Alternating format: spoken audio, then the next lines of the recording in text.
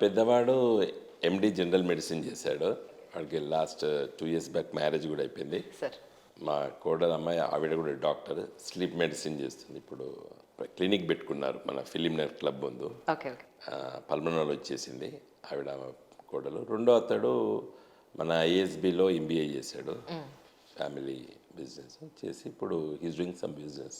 కానీ మీరు అప్పటికి ఇప్పటికీ అదే కామ్నెస్, అదే చక్కటి స్మైలు, అదే ఎనర్జీ. ఏంటి సార్ రహస్యం చెప్పండి మాకు. Thank you. అంటే నేను పెద్ద టెన్షన్ పెట్టుకోనండి, బికాస్ ఆఫ్ మా ఫ్యామిలీ ఆ విధంగా వచ్చినట్టుంది ఆ వాతావరణంలో. ఎలా ఉంది సార్ తెలంగాణలో కొత్త గవర్నమెంట్, ఎలా అనిపిస్తుంది? చూడాలి కదా, మొన్ననే వాళ్ళు అధికారంలోకి వచ్చారు. రేవంత్ రెడ్డి గారు ముఖ్యమంత్రి అయ్యి కూడా దాదాపు 50 days అవుతుంది. లెట్స్ సి వాళ్ళు ఇచ్చినటువంటి హామీలు ఎంతవరకు నిలబెట్టుకోగలుగుతారు అనేది పెద్ద ప్రశ్న ఇప్పుడు ప్రజల ముందు, ప్రభుత్వానికి కూడా. ఎందుకంటే వాళ్ళు ఇచ్చినటువంటి హామీలు ఓటర్ మహాశయుల్ని చాలా అట్రాక్ట్ చేసుకున్నారు వాళ్ళు. కాబట్టి మరి ప్రజలు కూడా అదే ఆలోచనతో చూస్తారు. అవును. కాబట్టి మనము వాళ్ళు 100 రోజులు కావాలన్నారు, కాబట్టి మేము వేచి చూస్తున్నాం 100 రోజుల తర్వాత ఈ ప్రభుత్వము ఏ విధంగా పనిచేస్తుంది అనేది. ఏదేమైనప్పుడు కూడా ప్రజాస్వామ్య వ్యవస్థలో పట అధికార పక్షం ఎంతైతే బాధ్యతాయుతంగా పనిచేయాలో ప్రధాన ప్రతిపక్షం కూడా ఆ విధంగా పనిచేయాలి. కాబట్టి మేము తప్పనిసరిగా ఈ రాష్ట్ర ప్రజలకి, తెలంగాణ రాష్ట్ర ప్రజలకి మా వంతు కర్తవ్యాన్ని నిర్వహిస్తాం ఒక ప్రధాన ప్రతిపక్ష పార్టీగా. అంటే మీరు ఆ మాట అన్నారు, ప్రధాన ప్రతిపక్ష పార్టీగా మా వంతు బాధ్యత మేము నిర్వర్తిస్తామని. కానీ ప్రజలు అనుకునేది ఏంటంటే, కేసీఆర్ గారు మొన్న అసెంబ్లీ ఎలక్షన్స్లో ఓడిపోయిన తర్వాత ఒక్క ప్రెస్ మీట్ కూడా పెట్టి మీరు ఇచ్చిన దాన్ని మేము శిరసా వహిస్తున్నాము, డెఫినెట్గా వచ్చేదానికన్నా మేము ప్రయత్నిస్తాము, ఒక మంచి ప్రతిపక్ష పార్టీగా మేము ఉంటామని ఎక్కడ ఒక ప్రెస్ మీట్ పెట్టలేదు అని అంటున్నారు. దీనికి మరి మీ సమాధానం? ఒకటేంటంటే అతను షాక్ అయిపోయాడు అండి. ఫస్ట్ ఫ్రాంక్లీ ఉన్న విషయాలు మనం మాట్లాడుకుందాము. వారు ఓటమి పాలవుతారని వారు అనుకోలేదు. కాబట్టి ఫస్ట్ ఇమీడియట్గా ఆ రోజు రిజల్ట్స్ వచ్చిన సందర్భంలో నేను అక్కడే ఉంటేనే ఈ నెవర్ ఎక్స్పెక్టెడ్ దట్ ప్రజలు, తెలంగాణ రాష్ట్ర ప్రజలు తనను ఓటమి పాలు చేస్తారని, తర్వాత పార్టీని కూడా ఓటమి పాలు చేస్తారని నేను భావించలేదు. కాబట్టి నా దృష్టిలో అది సైకాలజికల్గా అతడు దాన్ని స్వీకరించలేదు మొదటి 2-3 రోజులు. తర్వాత మీకు తెలుసు, దురదృష్టవశాత్తు మరి ఇంజురీ కావడం వల్ల కూడా ఫర్ ది లాస్ట్ 1.5 month అతను ఇంట్లోనే హాస్పిటల్ ఇంట్లో ఉన్నారు. తప్పనిసరిగా రేపు 1 February నాడు ప్రమాణ స్వీకారం చేస్తారు. మళ్ళీ ప్రజాక్షేత్రంలో ఉంటారు.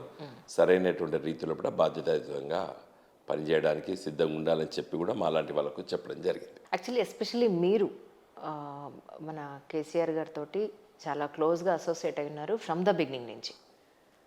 మీ వరకు మొన్న అసెంబ్లీ ఎలక్షన్స్లో ఇంత ఓటమి పాలవడానికి కారణాలు ఏంటి అనేది మీకు మీరు రెక్టిఫై చేసుకునే పాయింట్స్ అంటే ఏం చెప్తారు సార్? ఒకటండి, ఈ 10 సంవత్సరాలు తెలంగాణ రాష్ట్ర ప్రభుత్వము కేసీఆర్ గారి నాయకత్వం పరిపాలనలో మొదటి 5 సంవత్సరాలు పెద్దగా ప్రతిపక్షాలు విమర్శలు చేయడం కానీ లేకపోతే పొలిటికల్ యాంగిల్ తప్పితే వారు ఎక్కువ మాట్లాడలేదు.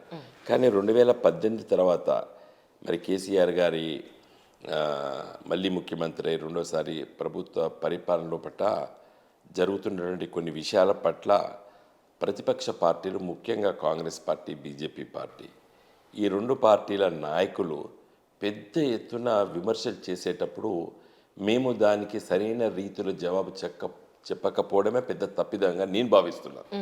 ఎందుకంటే విమర్శలు చేసేటప్పుడు దానికి సరైన రీతిలో జవాబు చెప్పాలి. సరే, ప్రజలు నిర్ణయం చేస్తారు ఏది కరెక్ట్. ఇప్పుడు పెద్ద అప్పుల పాలు చేశాడు, ప్రతి ఒక్క నెత్తి మీద 5 లక్షల అప్పులు ఉన్నాయి, తర్వాత అవినీతి విపరీతంగా జరిగింది, కుటుంబ పరిపాలన అనేటువంటి విషయాలు ప్రతిపక్ష పార్టీలు మాట్లాడే సందర్భంలో సరైన రీతిలో జవాబు చెప్పి ఉన్నట్టయితే మేము, అది మా లోపం, ఉన్నట్టయితే ప్రజలు ఇంత పెద్ద గొప్పగా ఆ విషయాలను నమ్మకపోదురు.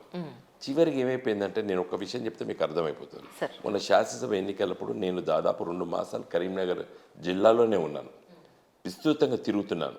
తిరిగే సందర్భంలో పటంగా ఎన్నికలు ఒక వారం రోజులు ముందున్న సందర్భంలో ఒక మహిళ ఇంట్లోకి వెళ్ళినప్పుడు అత్తామామ ఉన్నారు, పిల్లలు ఉన్నారు, ఆడబిడ్డ ఉంది, ఆమెకి ఇంత కూతురు ఉన్నది.